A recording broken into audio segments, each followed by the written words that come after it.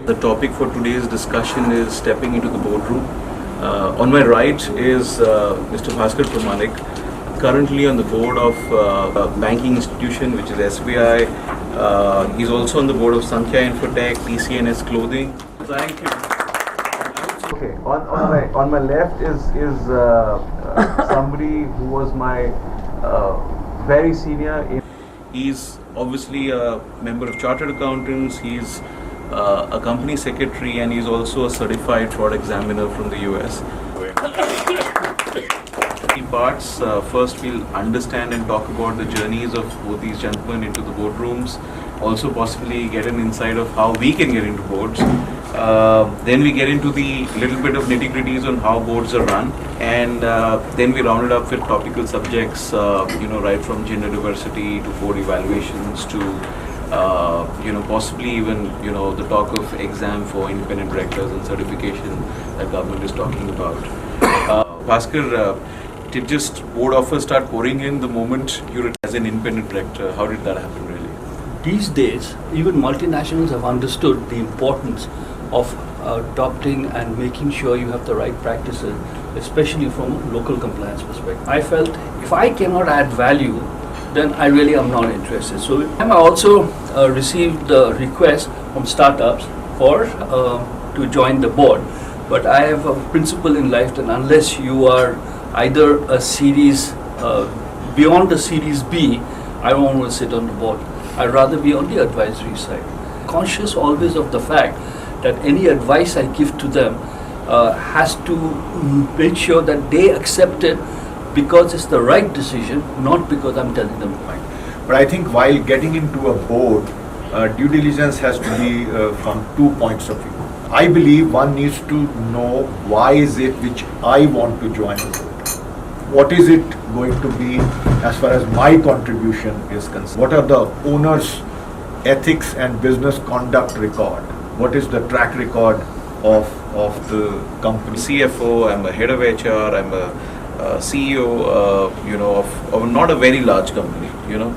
How do I and I want to get on boards? What do you think are the ways one should do it? Go about doing it. And your own standing within your industry is the first and most important. So you should have demonstrated your capability as a very good manager, and also your reputation for an integrity and various other purposes. Number two is the connections which you build through industry associations and various other means. And the third is, you should always actively look at the large, headhunting organization who are looking for board position. What have you seen in terms of changes that have come on boards? And I'm purposely keeping it a very open-ended question because there could be various dimensions that you can bring in. We tended to look at everything from the perspective of management, right? That the focus on governance, the focus on meeting regulatory requirements has become a lot more, and technology has played a role to enable you to actually manage and capture that much more. Other area which has been very critical, especially when I was still working as a CEO, was this whole area of sexual harassment. Okay, so the focus on making sure that you can meet all the fiscal responsibilities is very, very important. I've come to believe that you have to identify what is the purpose of the company. That is truly a board responsibility. One of the reasons why they have me on the board is the technology side. How scalable is the technology? How is the technology contributing to business? The leadership governance strategy, would those be the same priorities for you, or would you put it differently? So, I think there are 3 or 4 things which a board has to have as top priority.